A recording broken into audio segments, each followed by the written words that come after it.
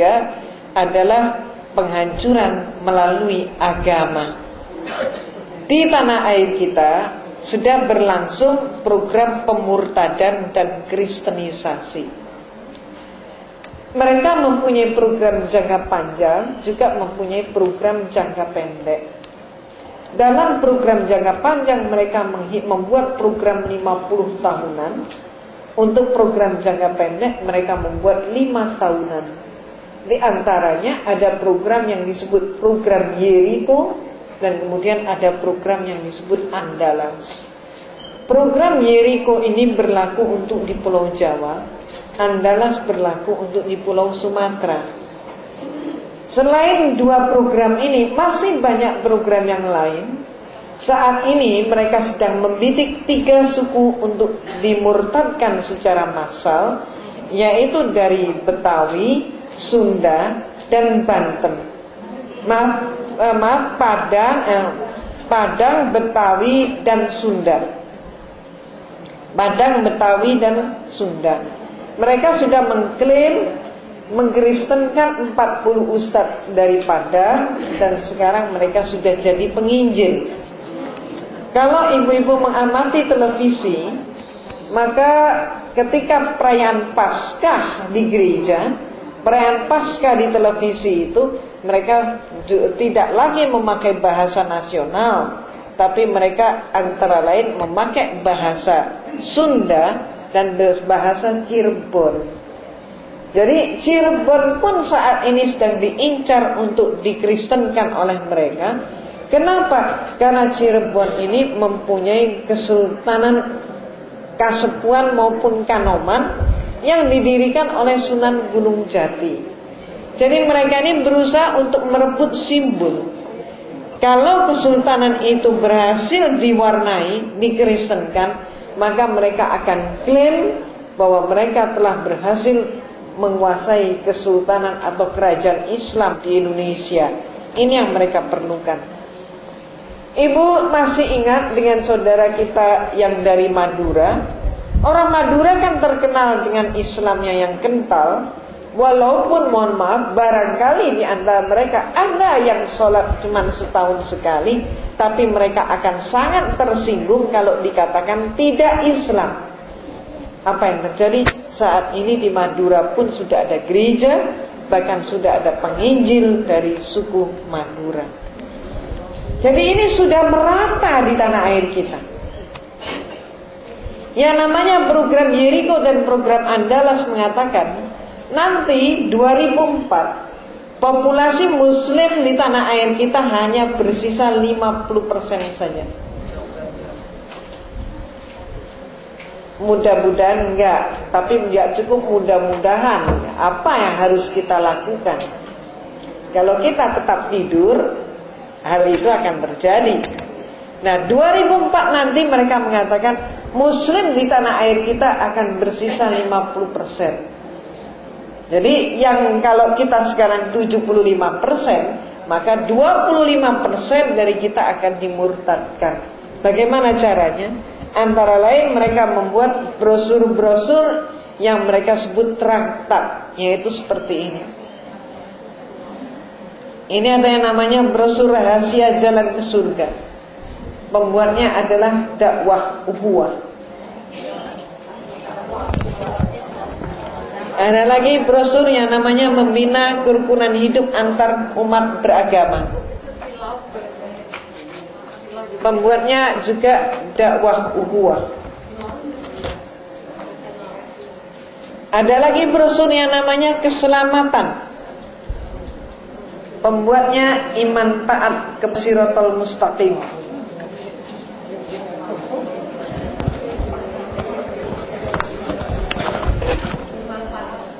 Ada lagi brosur yang mempertanyakan siapa yang bernama Allah itu.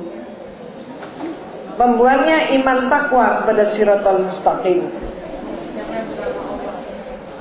Menurut mereka dalam brosur siapa yang bernama Allah, menurut mereka Allah itu sama dengan Lata dan Uzza. Karena Allah itu adalah dewa air. Dan yang disembah oleh umat Islam adalah batu. Itu kata mereka. Maka semua brosur ini Ibu, kalau Ibu mengamati, semuanya ini isinya adalah ayat Al-Quran dan hadis Rasulullah. Tidak ada sepotong pun ayat Bible. Tapi siapa yang buat brosur ini? Yang buat brosur ini adalah para pendeta. Untuk apa para pendeta menulis brosur menggunakan ayat Al-Quran dan Al-Hadis? Kenapa tidak pakai ayat Bible? Jawabnya di sini, semua ayat dan hadis yang dipakai sengaja dipelencengkan. Sayangnya, terhadap pemelencengan ini umat Islam 90% tidak paham. Sehingga pemurtadan memakai cara-cara seperti ini berlangsung dengan marak. Apa benar umat Islam yang paham Al-Quran itu tidak lebih dari 10%? Ada seorang pendeta Kristen, pemimpin gereja Kristen Bethany, namanya Dr. Suradi. Tiap sore dia praktek dokter umum di Jalan Proklamasi. Dia memberikan praktek gratis. Pasiennya pun dipersilakan makan minum sepuasnya. Diperiksa, diberi obat-obatan, dan sering masih diberi uang untuk pulang. Dia mengatakan dalam salah satu seminarnya, jangan ragu-ragu untuk mengkristenkan umat Islam. Karena umat Islam yang paham Al-Quran jumlah mereka tidak lebih dari 10% saja. Maka sekarang saya ingin bertanya kepada ibu-ibu, nampak sudah waktunya kita untuk introspeksi. Benar nggak sih umat Islam yang paham Al-Quran itu tidak lebih dari 10%? Mungkin malah kurang dari itu. Kalau memang demikian, maka tentu sangat memprihatinkan.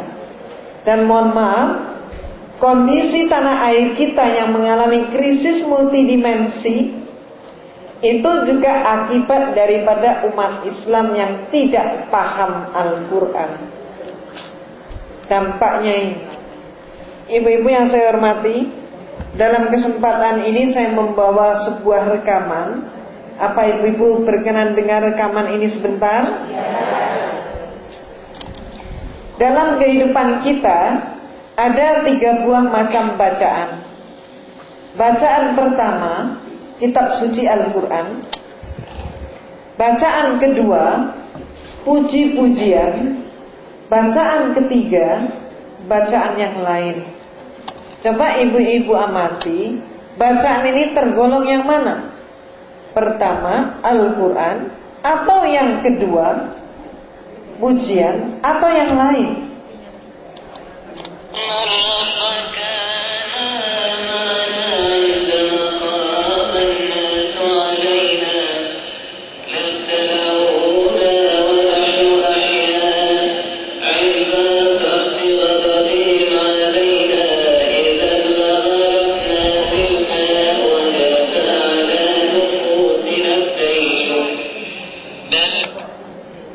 Apa ibu?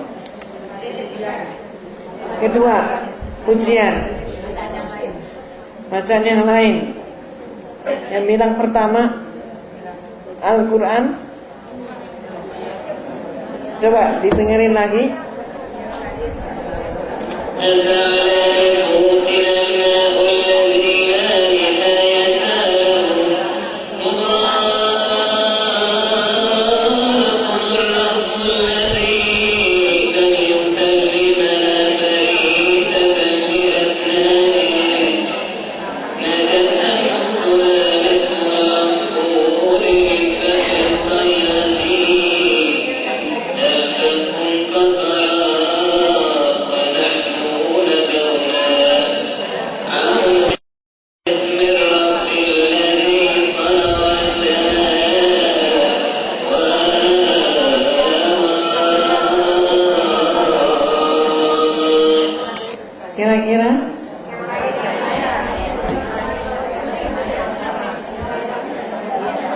Ada yang bilang ini Al-Quran, ada yang bilang ini pujian. Jadi antara pujian atau yang lain. Yang lain maksudnya apa, Bu? Bahasa Arab. Ini bahasa Arab. Bahasa Arab. Ini bahasa Arab. Jadi memang ini betul-betul bahasa Arab.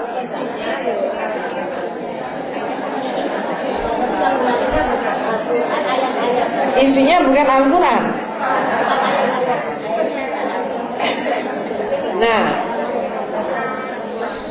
ada yang menjawab pujian, ada yang menjawab yang lain apa? Nah, ini yang masih terpecah-pecah jawabnya juga.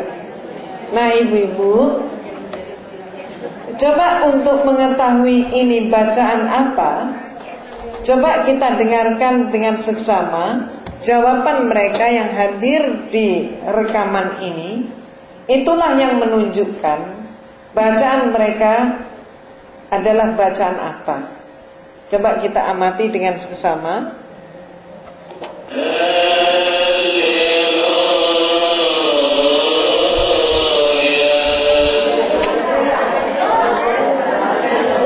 Apa Bu jawabnya? Haleluya. Haleluya itu adalah jawabannya orang Kristen. Jadi ini bukan tilawatil Quran, bukan pujian, tapi inilah yang disebut tilawatil Injil. Injil berbahasa Arab.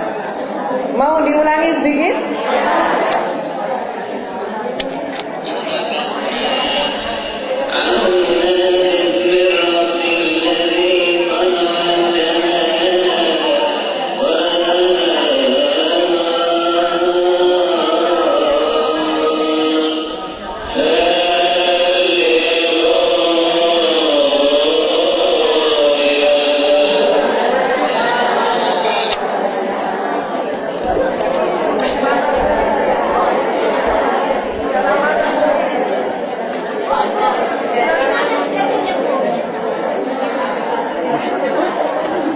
Ya, jadi Ibu sudah jelas haleluyanya. Itulah cara-cara yang dipakai oleh orang Kristen sekarang untuk memurtadkan umat Islam. Karena umat Islam di tanah air kita ini pemahamannya masih demikian dangkal. Bahkan segala sesuatu yang berbahasa Arab dipikir Islam. Ada orang Arab nyanyi dipikir ngaji. Jawabnya amin padahal Arabnya nyanyi. Ketika kemudian kaset ini 4 tahun yang lalu mereka pakai di Bekasi, untuk apa? Menipu 200 umat Islam. Mereka mengundang tokoh-tokoh masyarakat setempat untuk merayakan Idul Milad Nabi Isa alaihissalam. Katanya orang Islam di sana, di pinggir-pinggir, ini pendeta yang satu ini kok lain daripada yang lain. Yang satu mah baik banget. Idul Milad saja kok di gereja. Nah kalau sampai di gereja dipakai Idul Milad, maka kita yang Islam wajib dong toleransi. Kita harus bantu. Masuklah 200 orang ke gereja. Mereka datang, maka mereka pun mendapatkan hiburan, samroh, puji-pujian berbahasa Arab, pakai rebana. Cuman bukan dari ayat Al-Quran, tapi dari kitab Mazmur Bible. Kemudian doa. Setelah doa apa? Diperdengar, mereka ada 4-6 orang, kadang 4, kadang 6 orang. Mereka bergantian baca yang namanya tilawatil Injil. Ketika orang Kristennya sendiri menjawab haleluya, umat kita yang 200 menjawabnya Allah.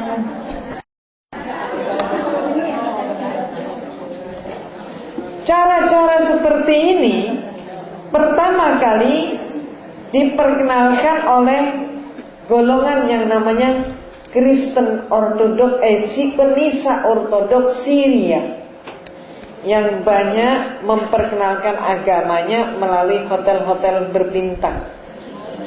Bahkan mereka itulah yang menyatakan, yang punya sholat bukan cuma umat Islam. Kami pun sholat. Umat Islam sholatnya 5 kali, kami 7 kali. Tapi bisa disingkat sampai 3 kali. Ketika mereka sholat, mereka pakai sajadah kita, pakai mukena kita, juga pakai takbir, ruku, sujud, i'tidal, salam. Hanya ketika kita mengucapkan Bismillahirrahmanirrahim, mereka menyatakan Bismil Abi wal Ibni wa Ruhil Kudus. Atas nama Tuhan Bapa, Tuhan Putra, dan Tuhan Roh Kudus. Ketika kita mengucapkan suratul Fatihah, maka mereka mengucapkan doa yang namanya Aba Ana. Ibu pernah lihat ini gambar apa, Bu? Kaligrafi. Ini kaligrafi apa, Bu? Aba Ana. Ibu pernah tahu surat Naba Ana? Tentu tidak. Karena ini bukan surat di dalam kitab suci Al-Quran, tapi dari Injil Matius pasal 6 ayat 9 sampai 13. Inilah yang mereka pakai. Nah, ibu-ibu yang saya hormati, kenapa saya memperdengarkan kaset ini tadi? Tujuan saya untuk mengambil kesimpulan konkret. Artinya, maaf, kalau ibu-ibu yang sudah terbiasa ngaji masih sempat dibuat bingung, apalagi orang yang gak pernah ngaji. Dan yang gak pernah ngaji jumlahnya jauh lebih besar daripada kita. Dan mereka itu yang menjadi target pemurtatan.